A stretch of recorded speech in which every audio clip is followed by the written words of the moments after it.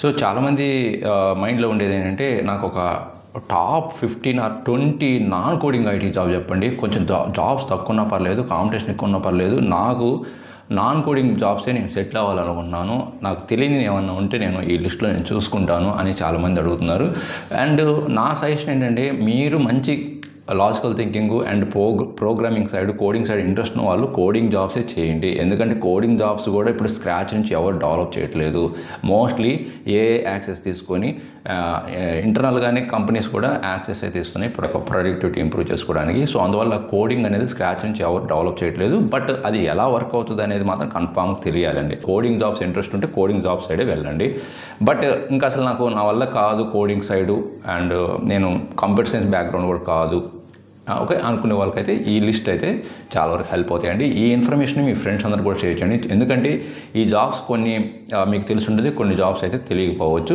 Okay, ఇది చాలా valuable information అండి. అండ్ ఇంకోటి ఏంటంటే, ఇలాంటి more latest information and technical videos కోసం, ఇంటర్వ్యూ ప్రిపరేషన్ కోసం అండ్ కెరీర్ గైడెన్స్ కోసం మన లక్కీ టెక్ యూట్యూబ్ ఛానల్ని ఫాలో అవ్వండి.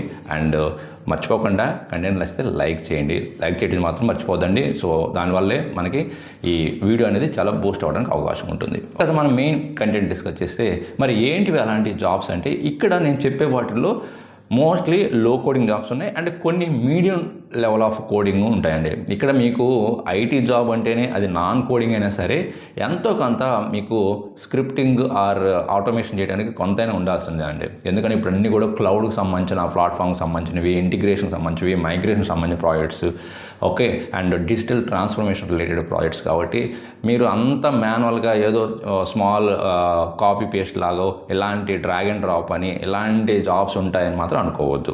ఓకే, సో కొంతైనా సరే మనకి మంచి ప్యాకేజ్ కావాలి, మంచి కెరీర్ గ్రోత్ కావాలంటే మినిమం కొంత ఆటోమేషన్ స్క్రిప్ట్ కానీ, కొంత ఆటోమేషన్ ఆర్ కొంత స్క్రిప్టింగ్ నాలెడ్జ్ అయితే అవసరం అవుతుంది ప్రతి నాన్ కోడింగ్ ఐటీ జాబ్స్ కూడా. ఓకే, మరి ఫస్ట్ది ఏంటంటే ఎస్ఏపి జిఆర్సి అండ్ సెక్యూరిటీ అండి. ఇది మోస్ట్లీ ఏంటంటే ఆల్ ఎస్ఏపి ఎకో సిస్టమ్కి సంబంధించి, మాడ్యూల్కి సంబంధించి వాటి యొక్క గవర్నెన్స్, రిస్క్ అండ్ కంప్లైంట్కి సంబంధించి వాళ్ళ పాలసీస్ అన్ని చెక్ చేయడానికి సో ఈ SAP GRC and SAP security అనే రోల్ అయితే ఉంటుందండి. సో దీనికైతే అసలు కోడింగ్ ఏముండదు, మోస్ట్లీ మీకు configuration type and admin type work లాగా ఉంటుందండి. ఓకే, సో నెక్స్ట్ జాబ్ చెప్పే ముందు ఒక పాయింట్ అయితే గుర్తుపెట్టుకోండి, ఈ చెప్పే జాబ్స్ అన్ని కూడా మోస్ట్లీ ఏంటంటే ఫ్రెషర్గా ఉండటం చాలా కష్టం అండి.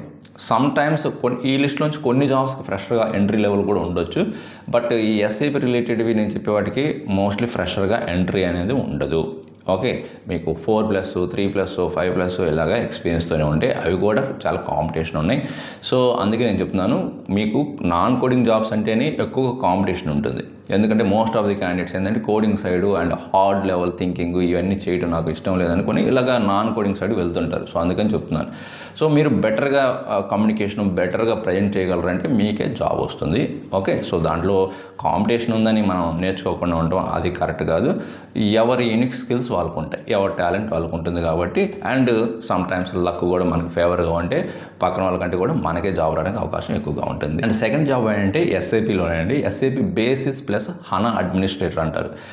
ఈ హనా అడ్మినిస్ట్రేటర్ జాబ్స్ కూడా చాలా మంచి డిమాండ్ ఉందండి. ఓకే, సో వీటికి కూడా మీకు ఏం కోడింగ్ ఏం అవసరం లేదు అండ్ లో కోడింగ్ ఉంటుంది. అండ్ ఇది కూడా మంచి జాబ్ అండి. ఇది కూడా మీకు 3+, 4+ ఇయర్స్ ఎక్స్పీరియన్స్తో ట్రై చేసి సరిపోతుంది. SAP basis plus HANA administrator. Only SAP basis నేర్చుకుంటే సరిపోదు, విత్ హనా అడ్మినిస్ట్రేషన్ స్కిల్స్తో మీ రెజ్యూమ్ అయితే పర్ఫెక్ట్గా ఉండాలి. అండ్ థర్డ్ ఏంటంటే, ఇది మాత్రం చాలా కాంపిటీషన్ తక్కువ ఉంది. అండ్ థర్డ్ జాబ్ మాత్రం మీకు కాంపిటీషన్ చాలా తక్కువ ఉంది అండ్ ఓపెనింగ్స్ పరంగా బాగున్నాయండి. ఈవెన్ మీకు అప్పుడప్పుడు మీకు ఫ్రెషర్గా రావడానికి కూడా అవకాశాలు ఉండే జాబ్ ఏంటంటే IAM analyst, identity access management, IAM analyst అంటారు, ఐఏఎం అడ్మినిస్ట్రేటర్ అంటారు, ఎంట్రాయిడీ అంటారు, ఆర్ సేల్ పాయింట్ అడ్మినిస్ట్రేటర్ అంటారు. ఓకే, ఇలాగ డిఫరెంట్ రోల్స్ అయితే ఉంటాయండి. అండ్ అదేవిధంగా ఐడెంటిటీ సెక్యూరిటీ అనలిస్ట్ అని, ఆక్టా అడ్మినిస్ట్రేటర్ అని, సైబర్ ఆర్క్ అడ్మినిస్ట్రేటర్ అని, ఇలాగా సైబర్ ఆర్క్ అనలిస్ట్ అని, ఇలాగా కొన్ని జాబ్ రోల్స్ అయితే మార్కెట్లో ఉన్నాయండి. ఈ జాబ్స్ మాత్రం మీకు ఏమి కోడింగ్ ఏమి ఉండవు, కానీ జాబ్ ఆపర్చునిటీస్ బాగున్నాయండి. స్పెషల్గా ఎంఎన్సీ కంపెనీస్ ఎక్కువగా హైర్ చేసుకుంటున్నాయి. ఈ ఐడెంటిటీ గవర్నెన్స్ కన్సల్టెంట్ అని, ఓకే, ఐడెంటిటీ సెక్యూరిటీ అనలిస్ట్ అని, ఓకే, ఐఏఎం అనలిస్ట్ అని, ఐఏఎం అడ్మినిస్ట్రేటర్ అని, ఓకే, ఇలాగ డిఫరెంట్ జాబ్ రోల్స్ అయితే చాలా ఉన్నాయి. ఓకే, సైబర్ ఆర్క్ అడ్మినిస్ట్రేటర్ అని, ఆక్టా అడ్మినిస్ట్రేటర్ అని చాలా జాబ్స్ ఉన్నాయి. అండ్ సేల్ పాయింట్ కన్సల్టెంట్ అని. ఓకే, సో ఎవరైనా సరే ఈ జాబ్స్కి ట్రై చేస్తే 100%. సో ఎవరైనా సరే ఈ కోర్స్ నేర్చుకుని జాబ్స్ కోసం ట్రై చేస్తే మాత్రం మీరు ఫ్రెషర్ నుంచి up to 3 years 4 years experience ఉంటే త్వరగా జాబ్ రావడానికి అవకాశం ఉంటుంది. ఫ్రెషర్స్కి అయితే వెయిట్ చేయాల్సి వస్తుంది.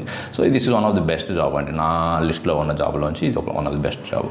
నెక్స్ట్ 4th ఏంటంటే మైక్రోసాఫ్ట్ 365 అడ్మిన్. ఇది కూడా చాలా బెస్ట్ జాబ్ అండి. దీనికి మంచి ఆపర్చునిటీస్ ఉన్నాయి.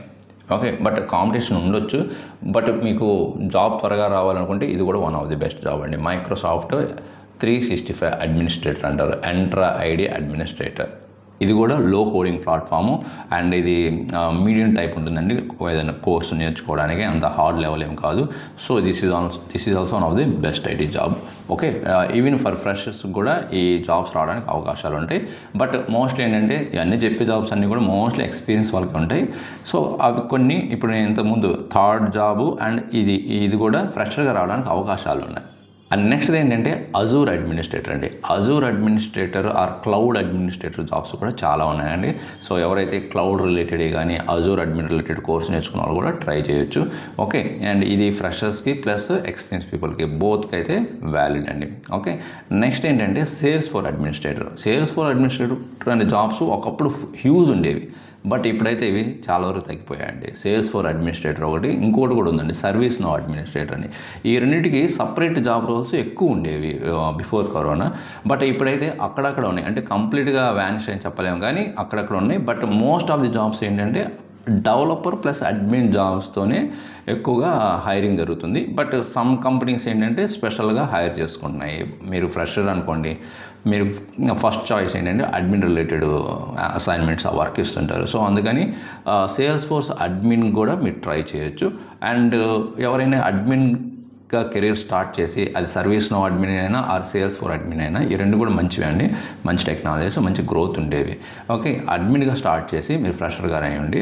అండ్ తర్వాత మీరు డెవలపర్గా కానీ కన్వర్ట్ అయ్యారంటే మీకు మంచి ఫీచర్ ఉంటుందండి. సర్వీస్ నో డెవలపర్ మంచి ఫీచర్ ఉంది అండ్ సేల్స్ ఫోర్ డెవలపర్ కూడా మంచి ఫీచర్ ఉంటుంది. సో ఈ రెండు కూడా ఈ లిస్ట్లో యాడ్ చేస్తున్నాను. సో ఇది ఫ్రెషర్ నుంచి అప్ టు 3-4 years ఎక్స్పీరియన్స్ వరకు 5 years ఎక్స్పీరియన్స్ వరకు కూడా ట్రై చేయొచ్చు. ServiceNow admin and Salesforce admin. And next ఏంటంటే most purely low coding platform ఏంటంటే పవర్ యాప్స్ ప్లాట్ఫామ్. దీంట్లో పవర్ యాప్స్ అని, పవర్ ఆటోమేట్ అని, ఓకే, ఇలాంటి మేజర్ స్కిల్స్ అయితే ఉంటాయి. ఇవన్నీ కూడా మోస్ట్లీ మీకు 70% డ్రాగ్ అండ్ డ్రాప్ వర్కే ఉంటుందండి.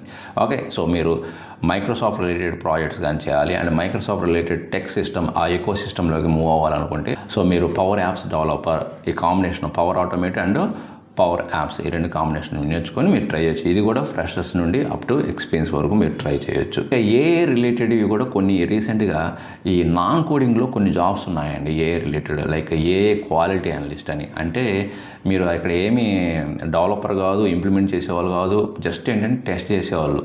అంటే ఈ ఉన్న రిక్వైర్మెంట్కి అది ఎలాగ బిహేవ్ అవుతుంది, వచ్చే అవుట్పుట్ ఎలా బిహేవ్ అవుతుంది, ఆ కాంబినేషన్ మ్యాచ్ అవుతుందా లేదని క్వాలిటీని చెక్ చేయడం అనమాట.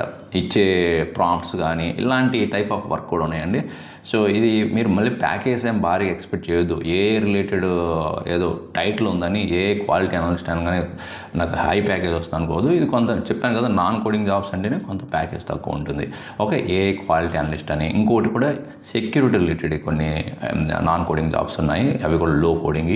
ఏ గవర్నెన్స్ ఆర్ ఏ ఎవాల్యుయేషన్ అంటారు. ఓకే, సో ఏ డేటా రిలేటెడ్కి సంబంధించిన జాబ్స్ కూడా ఉంటాయి. ఇవన్నీ కూడా కొన్ని లో కోడింగ్. ఇవన్నీ ఏంటంటే లైక్ సమ్ ఇన్పుట్ని అవుట్పుట్ని వచ్చే మిస్ మ్యాచ్ అవుతున్నాయా ఇవన్నీ ఇలాంటివి చెక్ చేసి రిపోర్ట్ జనరేట్ చేసి వాటిని ప్రాపర్గా వర్క్ అవుతున్నాయా లేదా చెక్ చేయడం అనమాట. నెక్స్ట్ ఇంకొక 2 స్కిల్స్ అయితే యాడ్ చేస్తున్నాను, 2 జాబ్స్. ఇవి కొంత మీడియం లెవెల్ కోడింగ్ అయితే ఉండాలి.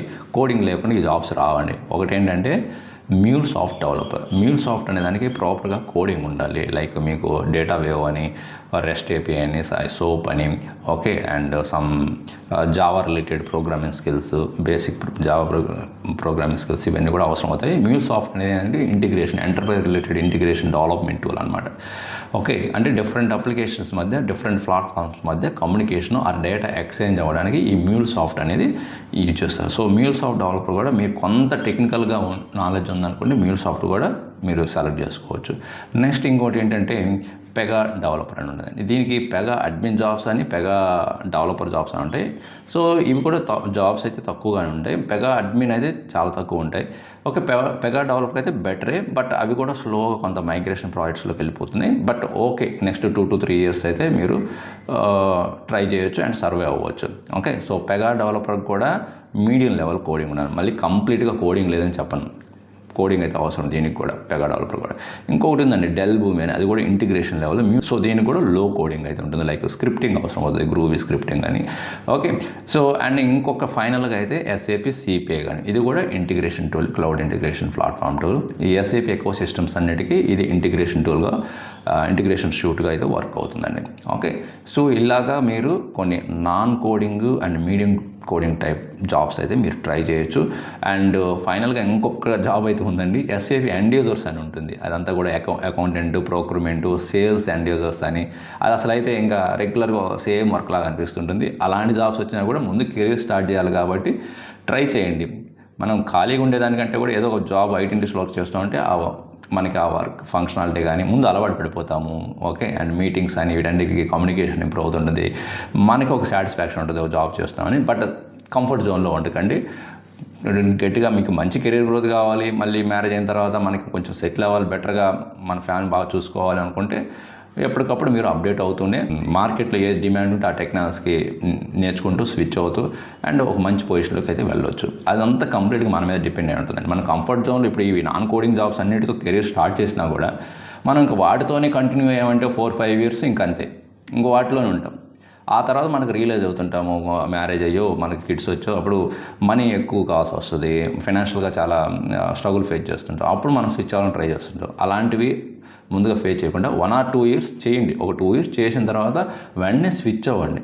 మీకు నచ్చిన టెక్నాలజీ, మీకు ఏదైతే అప్పుడున్న మార్కెట్ ఏదైతే డిమాండ్ ఉంటుందో నెక్స్ట్ 2 yearsలో. ఓకే, సో ఇదైతే నా సజెషన్ అండి. ఓకే, సో మీరు ఫాలో అవుతారనుకుంటున్నాను. సో ఇన్ఫర్మేషన్ నచ్చితే లైక్ చేసి మీ ఫ్రెండ్స్ అందరూ కూడా షేర్ చేయండి. మరి మీకు దీంట్లో ఏ టెక్నాలజీ మీకు బాగా నచ్చిందో అది కామెంట్ రూపంలో తెలియచేయండి. ఇంకొక మంచి యూస్ఫుల్ కంటెంట్ మళ్ళీ కలుద్దాం. Thank you very much.